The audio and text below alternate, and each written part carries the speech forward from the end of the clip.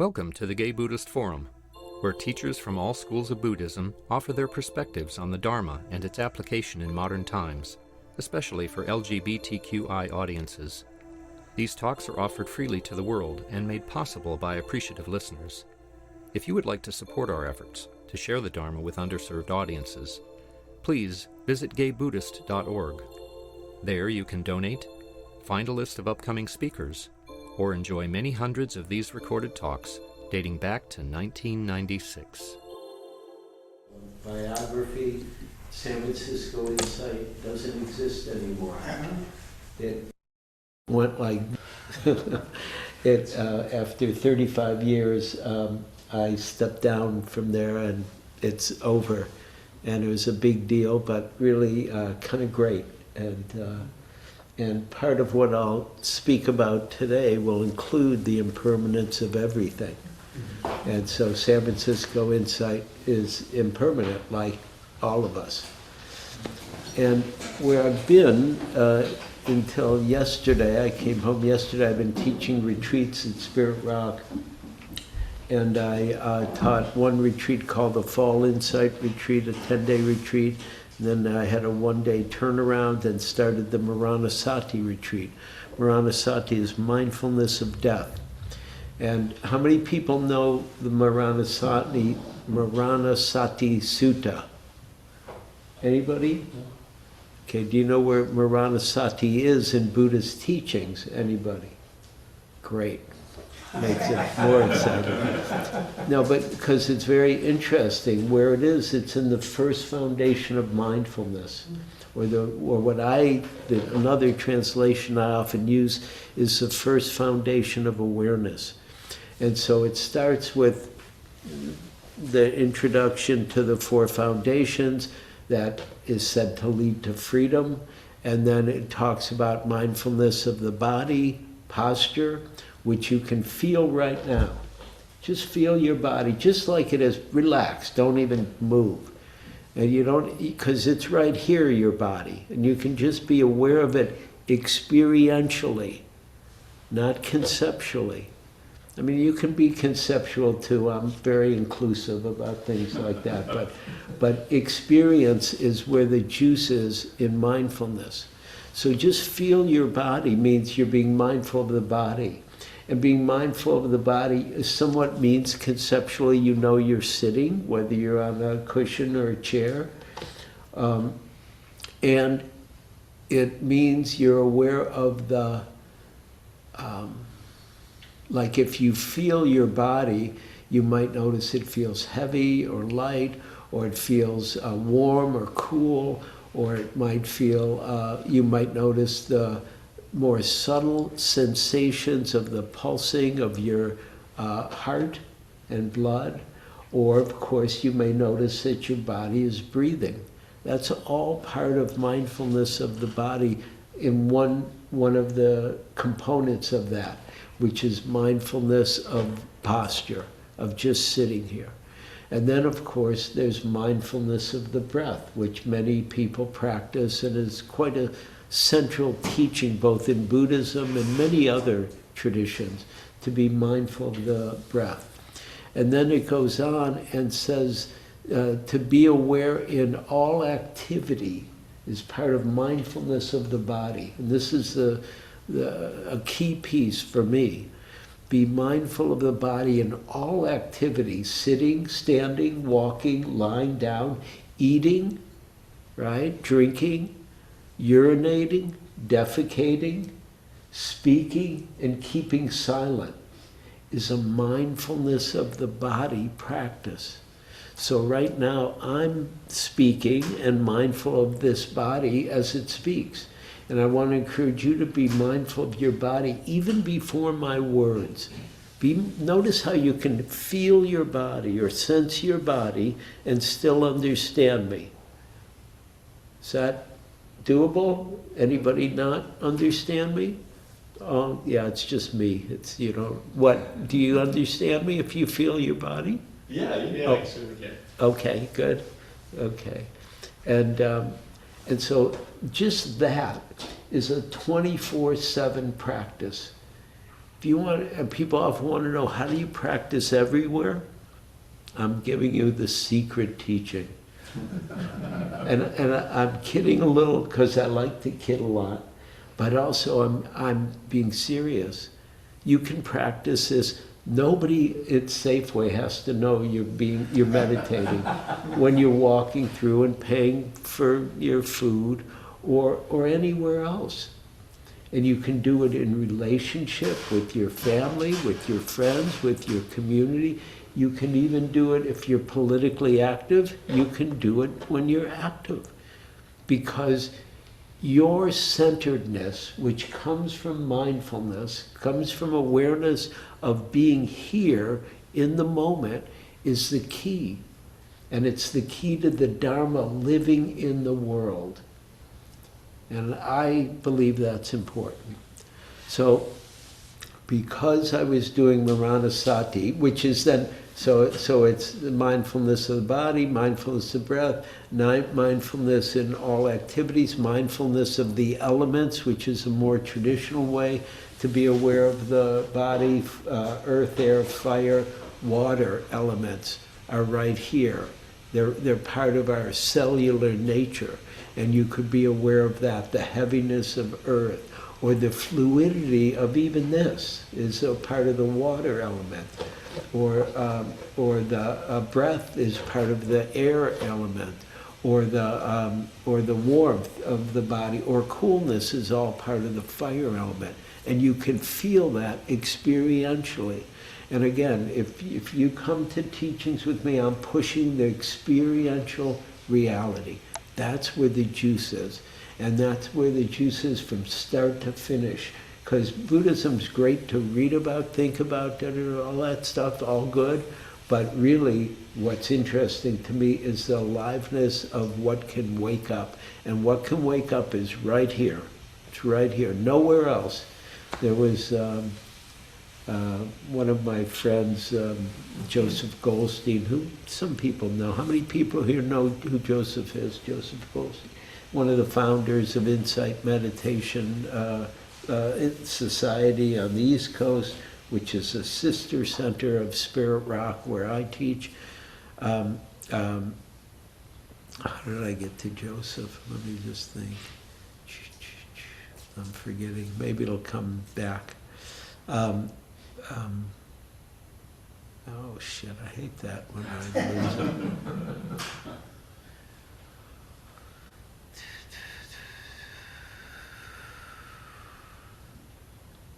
I said one of my teachers, and he is, but I can't remember why I said that, so we'll keep going. So, I remember why. Because Joseph's teacher, whose name was Munindraji, one of his first teachers, he would always point to Joseph and say, the whole Dharma's right here. The whole Dharma's right here. And what's cool is it's true. The whole Dharma is sitting in your seat. Everything I say, everything all the Buddhist books say, they're all pointing at you. They're all pointing at this, as the aliveness of consciousness in human form, and how wild that is, and how much we take it for granted, and how much it won't be here in this way forever. And so that's how I got to there, because I was teaching mindfulness of death. And so that's the next segment after the elements, is mindfulness of death in the body section of the Four Foundations of Awareness, is being mindful of the fact that the body is temporary. Everybody got that? Good. That's and it's a great, in my opinion, it's a great part of the teaching, and really a beautiful part, because it's so real and it's so ordinary and it's normal. And I gave one whole talk in the opening talk in that retreat was about the normalcy of death. And it's not a mistake, and it's not we do something wrong, it's just the truth of the way things are. And it doesn't mean we like it. I'm not saying you have to like it or love it or think it's great that we die, But just to start to be objective is the beginning of freedom. Because we're on one level, this is me, right? Everybody got it? How do I look today? Okay? Good. I got some thumbs up from Clint. Good, thank you. I knew that, but you don't have to say it out loud. But really, this is not me. This is my body, right? And this body and me will not always be together.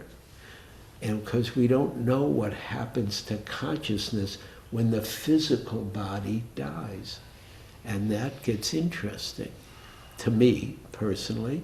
And I have, maybe I've talked about this here, I don't remember. You know, I had a near-death experience about 15 years ago, and that was a big deal.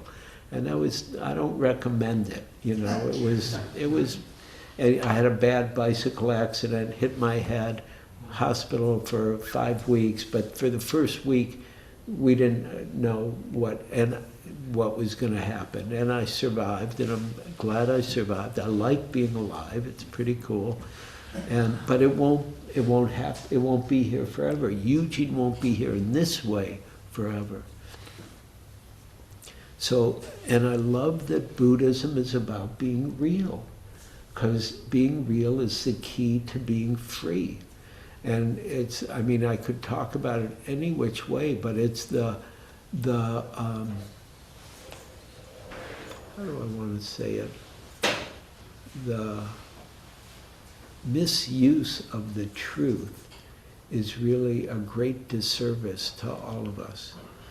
And I don't know what your political leanings might be, but for mine, I see that the truth is being misused a lot these days in politics. And in Buddhism, Dharma, the translation I like for Dharma is truth. Literally means truth, or sometimes the truth of the way things are. And truth is highly valued in many religions. Christianity, it said, the truth will set you free. And it's true. It's good Dharma, even if it's Christian Dharma. The truth will set you free. And so I love that all the teachings, even of mindfulness, is about being real and true. We're aware of the breath. We're aware it might be a short breath, or a long breath, or a full breath, or a shallow breath, or a pleasant breath, or unpleasant. Doesn't matter. We want to be aware of what's true as we breathe. And it's not thinking about it, but just feeling the shortness, or the length, or the fullness, or the shallowness. Again, I'm using concepts to keep pointing at going beyond concept. And then, and it's the same with being mindful of the body and the posture. It's just feeling it. It's an experiential reality. That's true however you feel in the moment, whether you like how you feel or not. That's not the underlying direction of Buddhism. As much as Buddhism's being perpetrated, I think that's the right word, as being, oh, it's so good, and you feel better, and then your mind calms, and your heart opens. That's good if that happens, you know, we like that, but that's not what Buddhism is actually about. It's about awakening to the truth. It's about awakening. And so the first talk I gave was about the normalcy of death. And then the last talk I gave was about awakening. And I hadn't given this talk before, so I gave it Friday, which is like 2 days ago, and I liked it. It was a good talk. And I don't like my talks are good enough generally, but I like this. So we'll see if you like it, because I want to talk more about awakening, which is grounded in this first foundation of mindfulness. The last, after each of those sections, I don't think I brought it here. Let me see. No, because I used it in the first talk a lot. Yeah. After each little section of the mindfulness of the body, there's the insight. And the insight reads something like this. I'm improvising, so I don't have it precise. But it's something like, one is mindful of the body internally, one is mindful of the body externally, one is mindful of the body both internally and externally, and then one is mindful of the arising of the body and the dissipating of the body, the impermanence of the body is what it's pointing to, and one is mindful that there is just a body, so it's can be very simple, and then it says, and when one is aware in this way, one is independent, not clinging to anything in this world. And that's pointing at how freedom is talked about. One abides independent, not clinging to anything in the world. That's freedom. And of course, in the first talk, I talked a lot about, well, what do you cling to? Does anybody here not cling? Right? And so it's common. We all cling, I'm clinging to the pen and right now and the talk. And, even light clinging. But what's true when we see clearly through the eyes of the Dharma is there's nothing we can actually hold on to. Everybody get that? Or even hear that? That actually nothing in reality we can hold on to. And I'm going to leave some time, plenty of time for questions or comments to me. I love it. If you don't believe what I'm saying, tell me later. Really, because it gets really interesting to bring the Dharma to the whole room in that alive way. So, yeah. So so there's nothing we can actually hold on to. That's the insight with simply being mindful of the body, is that insight that freedom is available. Just to be aware of this. Right through this, freedom, awakening. And so I talked about awakening, as I said, and I like to look up words, and I looked up the word awake, which from the dictionary, this is official, it means to wake from sleep. Okay, everybody got that? To be awake. It also means to regain consciousness. It's an interesting slant. And then the third one, awake to, means to become aware of. To be awake means to become aware of. Also, come to a realization, to awaken to realization. And that's what Buddha pointed at. And so to awaken means to remain awake, to not go back to sleep. And also the word, the etymology of the word, which I love the etymology of words, because there's so much Dharma in the etymology that nobody knows about. I don't even know about until I look it up. And so awake comes from the Old English, and you'll excuse my pronunciation, but it's awoknen. And that's the origin of the word awake in English. And it means to spring into being. Is that cool? To spring into being. We're not talking small b here, we're talking big B being. To spring into being. It also means to arise or originate. It's the freshness of reality being known. It's the freshness of this moment being known. And here's another piece that we emphasized a lot in the retreat, because we were mostly focusing the mindfulness practice on mindfulness of the body, sitting, walking, standing, all that stuff, but also each moment, because every moment is born and then dies. Every moment is here and then it's gone. Remember the last moment?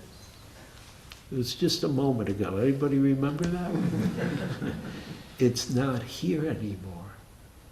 Anybody ever come here when I was here before? Anybody remember me at all? Right? Remember, that's gone, right?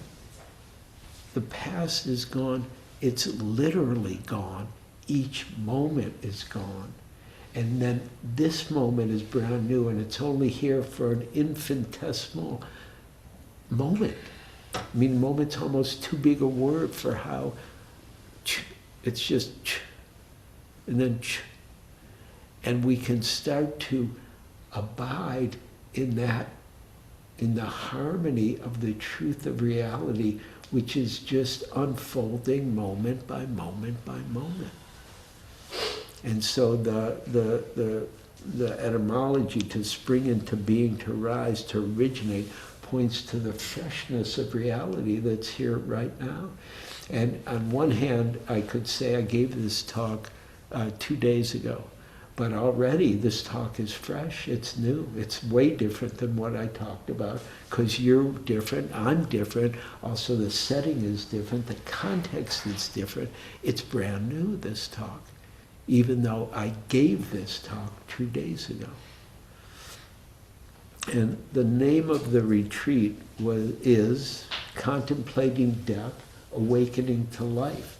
And that's the beauty of contemplating death, of contemplating mortality, or contemplating the immediacy of each moment coming alive.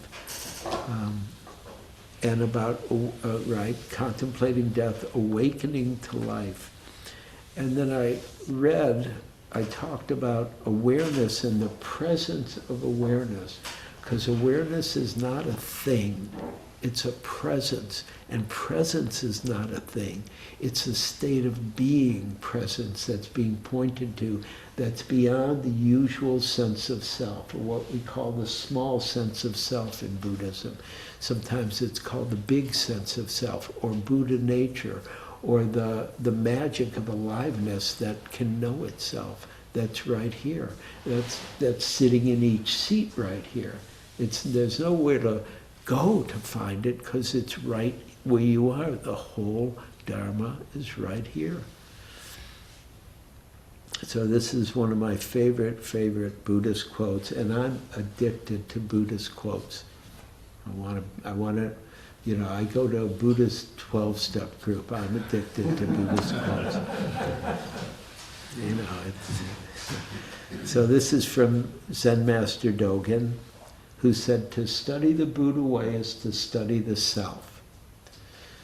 To study the self is to forget the self.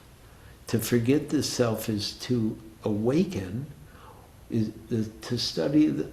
forget the self is to awaken or become intimate. It's the same translation. It's in the various translation of the word from Japanese. To forget the self is to be awakened or become intimate with all things. And it points to the relaxation that's possible when we don't hold on to anything, even our identity. That there's a permeability to reality that we are part of. That the atmosphere of reality is made up of a million, let's say this, I'm making this up, but a million or a billion, cells or something. I'm not a scientist, so I probably got this wrong. But, whatever makes up each iota of atmosphere, right? And we're part of that. We're just a more coagulated part of that atmosphere of reality that is called the human being. And so what he's saying is to study the Buddha way is to study the self. So we study our self. We want this, we don't want this, we like this, we don't like this. Here's my identity. I'm Eugene, I'm a teacher, I'm a this. I love to swim in the bay. That's a big part of my identity these days. Things like that. And to study the self, he says, is to forget the self. What does that mean? Anybody know?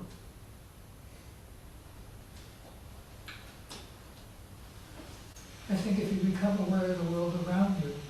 That's one nice way to say it. I'm going to, please. It's no longer identified with just this. Good. Yeah. To forget the self is to let go of the self, is to relax the identification with self. And with that, we open to the world, which you were pointing at.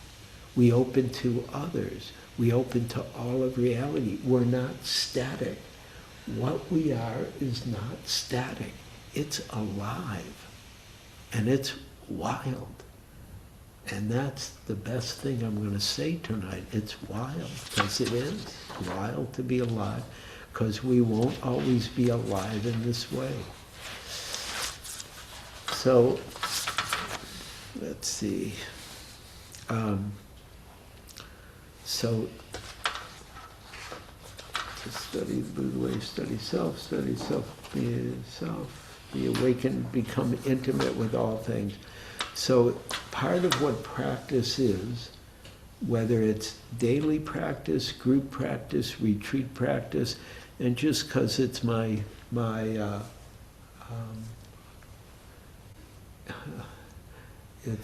want to say it's my shtick, but that's not a nice way to say it. It's my work. I want to encourage you all to go on retreats at Spirit Rock or anywhere else, but go on retreats. Once a year, go on a retreat for a few days, 3 days, 5 days, 10 days, not just a one day. Go a little longer, because it's a gift to yourself and to the world to actually just sit down and stop. And it's not like you don't do anything at Spirit Rock. You'll be doing sitting meditation, walking meditation, eating meditation, peeing meditation, shitting meditation, and listening to talks meditation. And so there's plenty to do. But it really allows you to rest into being, not just be a human doing, but be a human being, which you all already are. It's like coming home to oneself. And I think it's very helpful. So, and you get to really discover both the means and the potency of awakened awareness. And it's awareness that we are cultivating at retreat. And is anybody not aware right now? Let me just see. Everybody's aware. Great. And you want to be aware of what you're aware of. That's part of mindfulness. And then at some point you start to be aware of what is it that's aware of what we're aware of. What is it that is aware of what we're aware of? Which is sometimes a little more confusing. Because we ask people to just be aware of awareness, and they're like, what? Because it's the water we swim in, right? Like the fish aren't aware of the water, it's reality. And yet, can anybody stop being aware? No, I mean stop it. Stop being aware. Anybody? When you're intoxicated. Pardon? When you're intoxicated. Well, are you intoxicated right now? No. Okay, stay in the lived moment. We're talking about living and dying, and and maybe you're not aware, but a lot of people who are intoxicated are aware that they're aware of all of that. It's not. I like to get intoxicated by the Dharma, and that has its own pluses and minuses. Trust me. But in fact, it's beautiful you bring up intoxicated, because one of my many favorite Buddhist quotes, the Buddha talks about his being intoxicated with youth, intoxicated with health, and intoxicated with life. I love this sutta. It's great. And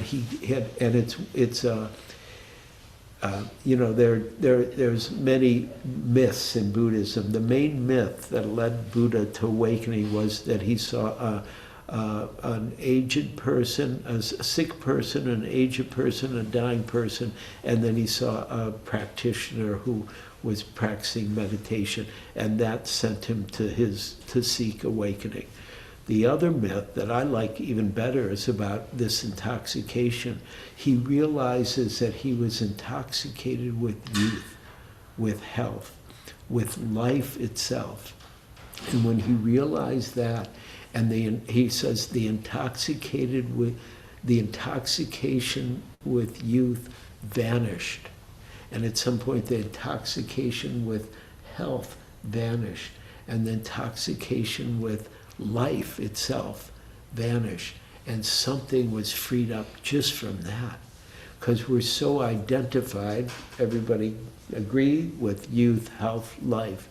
And yet none of them are static. They're all just part of the changing phenomena of reality that we also are. We are a manifestation of living impermanence. And the Buddha, one more little Buddhist quote that I like, the Buddha always said, if you understand the truth of impermanence fully, you'll be free. Because it's so profound, true, and simple. It's just, I mean, everything is impermanent, including us. And so it's not a bad thing. It's just coming into harmony with all of reality. And freedom happens. So all of this was, I was talking about awareness. I wanted to say this, another Buddhist quote from Longchenpa, who was one of the founders of the Dzogchen tradition, which is in the Vajrayana lineage of Buddhism. And I had the great good fortune about 7 years ago now to go to Bhutan and go to his cave in Bhutan. And there's a great quote that I love from Longchenpa, who said, awareness is always refreshing itself. Awareness is always refreshing itself. And remember what I said about the etymology of awake? It's spring into being, arise, originate. So awake and awareness are totally unified in that originate, at least with my interpretation in Longchenpa. So he says awareness is always refreshing itself. Siri is commenting on me. Awareness is always refreshing itself, always newly arriving, always newly arriving. You can neither obtain this awareness nor lose it. Okay, everybody got that? Right, awareness is always refreshing itself, always newly arriving. You can neither obtain this awareness nor lose it. And then he says, I salute the spontaneously perfect universal creativity, self-refreshing awareness. Universal creativity as the teacher, a direct teaching that you do not need to strive for. I invoke the turning of the wheel of the natural great perfection of spontaneous presence. And so he's in harmony with the understanding of awareness as a presence of mind and heart, as a presence of being. And then I have a whole piece in here, I don't think I'm going to read it to you, from Bhikkhu Analayo, who's one of the great scholars and practitioners of Buddhism. I'll read it to you and then I'll stop. No, I want to go further. I don't want to stop here. So, okay, what else did I say? I said awakening is here and now, and that's true on every level. One moment of just being here and being aware, we wake up to the simplicity of being. It's just a moment. We awaken to life, which is right here, in just a moment, and only for a moment. And then the next moment of life is here. And even though we thread the moments together so we think they're continuous, they're not. They're all just arising and passing each moment. And if you let go of the thread that you've used, you can actually, usually on long retreats, you can actually see the moment by moment reality appearing and disappearing, because it lives and dies each moment. And the key to awakening is to be right here where we are. This is the moment where awakening happens on every level. And so that's in harmony with what Dogen said about becoming intimate with all things, right? When we let go of the self, we become intimate or awaken with all things. It's right here, awakening.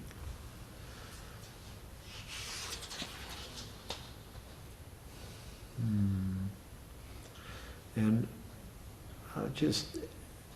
it's the love of the truth that is the nourishment for all awakening. It's the love of the Dharma, the truth, that nourishes awakening. It's the love of life that nourishes awakening. It's the love of all beings, like everybody here, that nourishes awakening, because it's the opening of the heart. And one of the metaphors for awakening in Buddhism that I love, it's called the sure heart's release. The sure heart's release. Like instead of calling it nibbana or nirvana or liberation or enlightenment, it's the sure heart's release. It's the letting go of everything, because there's nothing we can hold on to. And then there's, boom, something awakens in the human body, mind, soul, heart. And it's hard to talk about awakening. And here in the classic Theravada, which I teach in, mostly Theravada Buddhism, here's how awakening is described. It is the unformed, the unconditioned, the end, the truth, the other shore, the subtle, the everlasting, the invisible, the undiversified, peace, the deathless, the blessed, safety, the wonderful, the marvelous, nibbana, purity, freedom, the island, the refuge, the beyond. And you hear all these different words are pointing at the same thing. And I say all these different words because none of it, they're all pointers, because it's indescribable awakening. Freedom is indescribable in that way.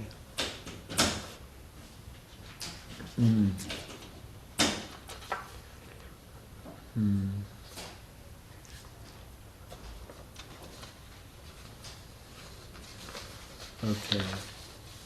And then two more Eugene's Buddhist quotes. This is from Shantideva, who said, "As a blind person feels when they find a pearl in a dustbin, so I'm amazed by the miracle of awakening arising in my consciousness." As a blind person feels when they find a pearl in a dustbin, so I am amazed by the miracle of awakening arising in my consciousness. It is the nectar of immortality that delivers us from death. The treasure that lifts us above lifts us above poverty into the wealth of giving to life. The tree that gives shade to us when we roam about scorched by earth. The bridge that takes us across the stormy river of life, the cool moon of compassion that calms our mind when it is agitated. The sun that dispels darkness, the butter made from the milk of kindness by churning it with the Dharma. It is a feast of joy to which all are invited. So those are a few thoughts about awakening and what's possible. Any comments, questions, opinions, likes, dislikes, please. I just want to thank you for reminding me of so many things that I didn't realize I knew. Beautiful. Thank you. That's great. And it's important what you're saying because everybody knows these things. This is so common sense we don't even think we know it. It's here. And yet we forget. Great. Thank you. Please. Yeah, thank you, Eugene. Like just yesterday, I was contemplating this idea of awareness and realizing that, there's a tendency for me to narrow my experience through one sense, or, maybe a couple. Sure. And like you were saying, all these things are pointers, right? Yeah. But to describe an experience just in terms of, I saw this, or this is what I'm seeing, or I'm hearing this, limits it. And like I was realizing I can experience something with my whole being, with my whole body, right? Yeah. So for instance, we hear subtle sounds and vibrations, but we can feel larger vibrations. Like I felt the beat of the music in my body, people say, right? I sensed the earthquake before it arrived, And so there's please tell us if that happens again about sensing the earthquake before it arrives. We all want to know because I'm not sensing it before it arrives. But go ahead. But there is this, just this realization that we have an expansive awareness if we stop narrowing it down to. Well, here I'm going to two things. Great, what you're saying. We have an expansive awareness. At some point, we can also realize we are that awareness. It's not something we have. It is here. You can't get rid of it. As far as I can tell. And I'm open to trying weird stuff, but really it's all right here. Like sometimes people say, well, what do you mean be aware of awareness? And I just say stop being aware. Because something's here being aware, whether we know we're being aware or not, it doesn't matter. It's happening because awareness is here. And it may not be a thing because awareness is not a thing. And that's what's hard for humans. We like things. And then I'm going to go to the other side because I like to be contrarian. You can also get enlightened by just being aware of the simplicity and the minutia of each experience of seeing, hearing, tasting, touching. And a great, probably my all-time favorite sutta is about Bahia of the bark cloth. How many people know Bahia? Check out Bahia, really. Bahia was cool. So Bahia was somebody who wanted to get awakened. He was trying to get awakened, and it wasn't happening, and he prayed to the gods, in that time in the Vedic world, and a god came down and said, oh, you're not going to get awakened. You're doing the wrong practice. If you're interested, go see this guy who's over, in Varanasi, the Buddha. And Bahia was an ascetic. See, so all he wore was bark cloth. That was his gear. Kind of cool gear for that era. I'm not into it myself, but it's... So he goes, and it's said mythologically, he travels, he walks 100 miles overnight, goes to the Buddha and says, oh, please, teach me the Dharma.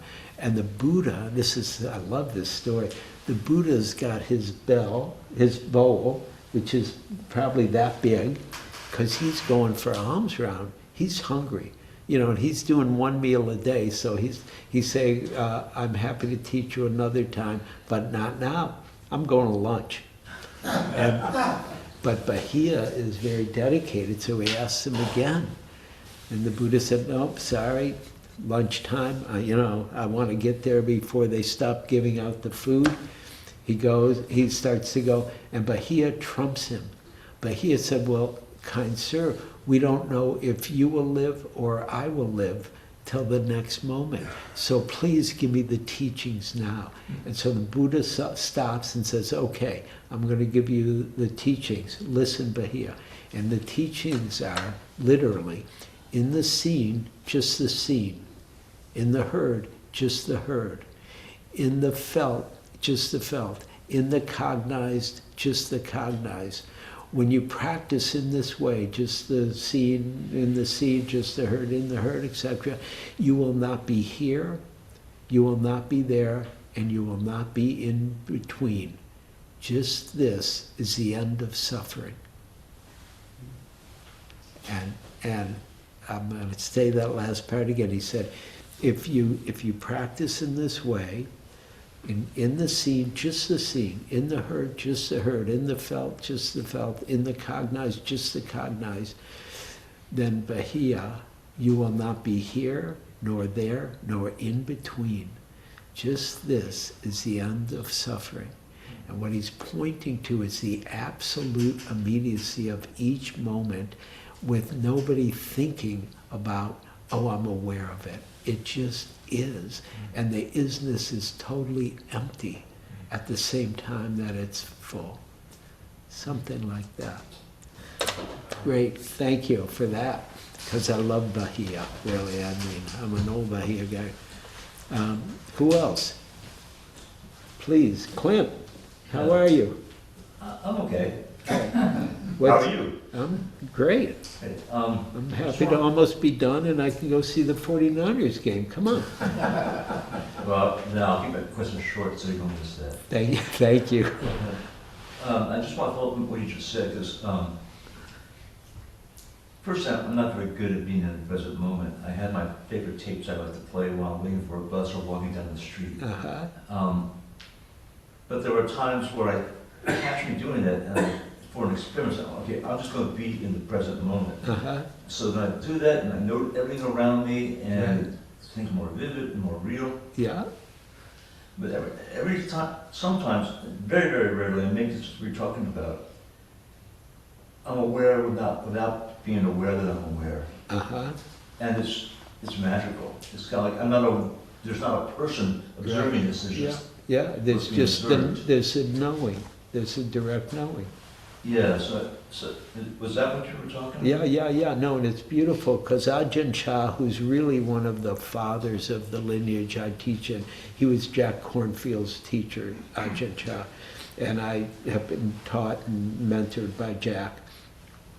Ajahn Chah would say it this way, be aware of what you know, and then be aware of the one who knows. The one who knows is free. And thank you. You brought Ajahn Chah into the room and his teaching. Doesn't happen very often. Yeah, but we'll take it, for there's only right now anyways. When it's good, Clint. Okay, thank you.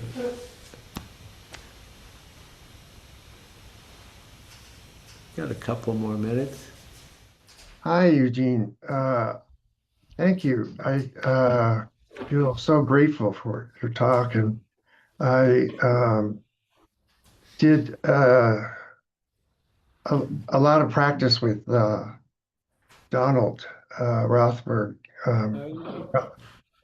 I'm terrible at last names, but Donald Rothberg. he said, and he quoted Reggie Ray about the Vedas, and said 95% of practice is done here.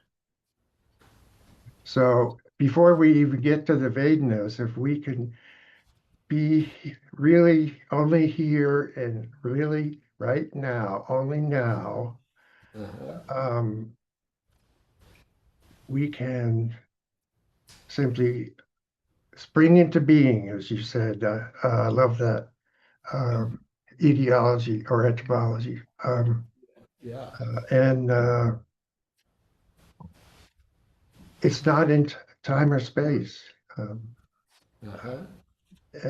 But in parallel to. It's, the deathless. And yeah, that's one of the names of awakening. Yeah. So great. Thank you. Sure, thank you. Interesting Reggie Ray. I keep hearing some things about Reggie, but I don't know what's going on. Some people are not happy with Reggie, who's a Tibetan teacher, and and it's true. It's and the Vedana that Jeff was pointing at. Vedana is the second foundation of mindfulness, and the four foundations of mindfulness: the body, what's called feeling, but it's really feeling tone, or the Vedana. The third foundation is heart and mind, chitta, and the fourth foundation is dharmas. And Vedana is the feeling tone of every moment, of every experience. And some experiences are pleasant, some are unpleasant, and then some are neither pleasant nor unpleasant. And it's a very subtle but pervasive component of mindfulness, because usually we know we like what's pleasant, we don't like what's unpleasant, we don't even think about what's neither pleasant nor unpleasant, because it's not very interesting to us. But it's a great part of mindfulness practice. So I'm glad you brought that into the room here today too. Thank you, Jeff. Eugene? Yeah. That sutta you mentioned at the beginning, was that the Satipatthana Sutta? Which sutta? What did I mention? About the We're on the awareness of body, the difference. Oh yeah, that's the Satipatthana Sutta. Okay. That's the four foundations of awareness or mindfulness. And my favorite translation personally is Bhikkhu Bodhi. And he wrote the Majjhima Nikaya, which is the middle length sayings of the Buddha, and it's number 10. And and there's a zillion other good suttas, but that's the one I like. There's also here's another one I like, which is the advice to Natapindika. I think it's 143, and it's about what the Buddha's main disciple said to Anathapindika as he was approaching death. And it's good, it's profound, and it's all about not holding on to anything. So I think I'm about done. Yeah, great. Yeah, just let me say thank you all. Good to be here with you all. Keep practicing, and I'll see you somewhere in reality.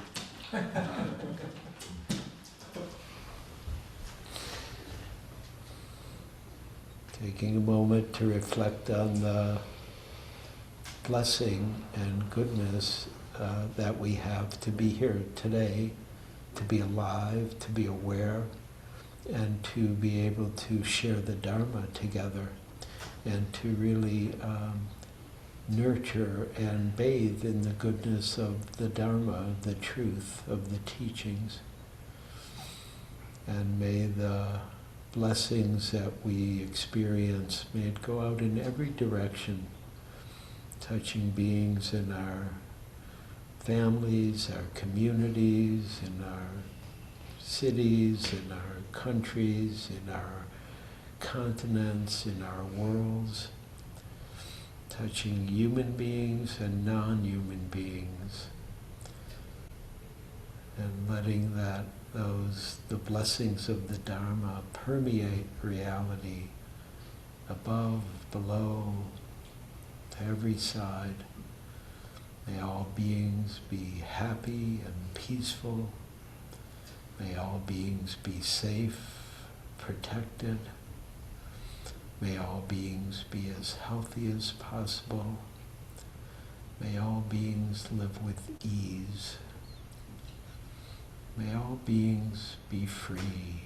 May we all awaken together to discover, to realize our true nature, our Buddha nature. Ding.